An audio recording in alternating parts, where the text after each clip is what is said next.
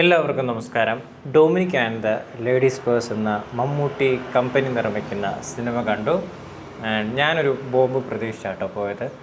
2025 ആദ്യ ബോംബ് മമ്മൂട്ടിയിൽ നിന്നാകും തന്നെ പ്രതീക്ഷ പോയത്.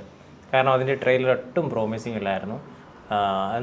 അവരെന്തോ കാര്യമായിട്ട് സ്ക്രിപ്റ്റ് ഇല്ലാഞ്ഞിട്ട് മമ്മൂട്ടി ചുമ്മാ വന്ന് അഭിനയിച്ചിട്ട് പോകുന്ന പോലെയുള്ളൊരു ട്രെയിലറായിരുന്നു റിലീസായിട്ടുള്ളത്.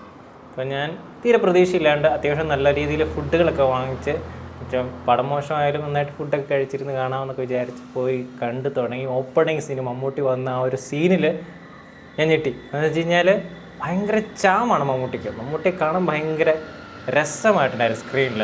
ആ രീതിയിലുള്ള അപ്പിയറൻസും ആ ഒരു മോഡുമാണ് ആ ഒരു സ്ക്രീനിൽ നമുക്ക് കാണാൻ പറ്റുന്നത് തുടക്കത്തിൽ. പിന്നീട് അങ്ങോട്ട് ചാമ് മാറി മമ്മൂട്ടി ഒരു ലോക്കൽ CID സെറ്റപ്പിലോട്ടൊക്കെ വന്നിട്ടുണ്ടായിരുന്നു.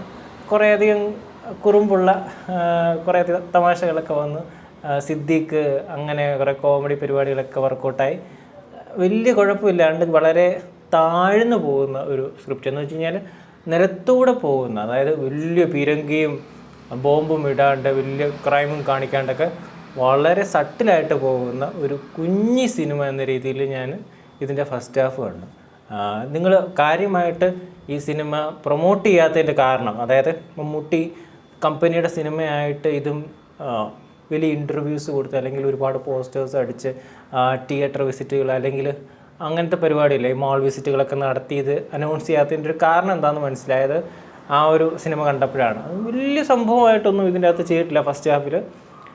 ഫസ്റ്റ് ഹാഫ് കണ്ടപ്പോഴും എനിക്ക് അവർ ട്രെയിലറിൽ എന്താണെന്ന് അതൊക്കെ തന്നെ പോലെ എന്തെന്ന് തോന്നുന്ന രീതിയിലുള്ള ഫസ്റ്റ് ഹാഫ്. സെക്കൻഡ് ഹാഫിലോട്ട് വന്നപ്പോൾ കുറച്ചൊക്കെ ഒരു വ്യത്യാസം ഉണ്ടായിരുന്നു.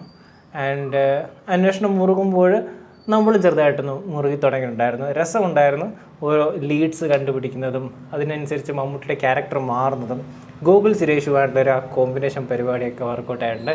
അതുപോലെ തന്നെ കുറേ ഈസ്റ്റർ എഗ്സ് ഉണ്ട്. നമ്മൾ കണ്ടിട്ടുള്ള കുറേ കഥാപാത്രങ്ങളെ എടുത്തിടുന്നുണ്ട്. പടവീടനൊക്കെ എടുത്തിടുന്നുണ്ട്. അതുപോലെ തന്നെ ടൈഗറിലെ കുറേ കഥാപാത്രങ്ങളുടെ ഡയലോഗുകൾ നമ്മുടെ വാപ്പച്ചിസിലേക്ക് സ്യാസാനൊക്കെ എടുത്തിടുന്നുണ്ട്. അങ്ങനെ കുറച്ച് നൈസ് സാധനങ്ങൾ സ്ക്രിപ്റ്റിലൊക്കെ ഉണ്ട്. അങ്ങനെ രസമായിട്ട് കണ്ടിരിക്കാൻ പറ്റുന്ന ഒരു സെക്കൻഡ് ഹാഫ് കൂടി. എൻഡിങ് ഓക്കെ ആയിരുന്നു. നൈസായിട്ട് കണ്ടിരിക്കാൻ പറ്റുന്ന ഒരു ഫീൽ ഗുഡ് ഇൻവെസ്റ്റിഗേഷൻ ത്രില്ലർ എന്ന രീതിയിൽ നമുക്ക് ഈ സിനിമയെ സമീപിക്കാം. അത് ഭയങ്കര സംഭവമൊന്നുമല്ല ഈ സിനിമ. ജസ്റ്റ് കണ്ടിരിക്കാൻ പറ്റുന്ന അത്യാവശ്യം ഓക്കെ ആയിട്ട് തിയേറ്ററിൽ നിന്ന് ഇറങ്ങാൻ പറ്റുന്ന ഒരു നല്ല സിനിമ. ഒരുപാട് പ്രതീക്ഷയില്ലെങ്കിൽ ഈ സിനിമ നിങ്ങൾക്ക് ഭയങ്കര രസമായിട്ട് കണ്ടിരിക്കാം. എനിക്ക് ഭയങ്കര ഹാപ്പി മോഡായിരുന്നു ഞാൻ ഇപ്പോൾ സിനിമ കണ്ടു കഴിഞ്ഞിറങ്ങിയപ്പോൾ. അപ്പോൾ നിങ്ങൾ ഒരുപാട് പ്രതീക്ഷയില്ലാണ്ട് ഒരു മമ്മൂട്ടി സിനിമ എന്ന രീതിയിൽ എന്ന് വെച്ചാൽ ഒരു സാധാ സിനിമ എന്ന രീതിയിൽ എന്നെ സമീപിക്കുകയാണെങ്കിൽ ഓക്കെ, നിങ്ങൾക്ക് വർത്ത് വാച്ചായിരിക്കും. ഭയങ്കര ഇൻവെസ്റ്റിഗേഷൻ ത്രില്ലറാണ്. എഡ്ജ് ഓഫ് ദ സീറ്റ് പരിപാടിയാണ്. ഓരോ നിമിഷവും നമ്മളെ ഇങ്ങനെ വിറപ്പിക്കുമെന്നൊക്കെ പറഞ്ഞതൊന്നും പോയി കാണില്ല. നിങ്ങൾക്ക് ഭയങ്കര ഡിസപ്പോയിൻമെൻ്റ് ആയിരിക്കും. അങ്ങനെയൊക്കെ പോയി കണ്ട സാധാരണ വീട്ടിലൊരു സിനിമ പോയിട്ട് കാണുക.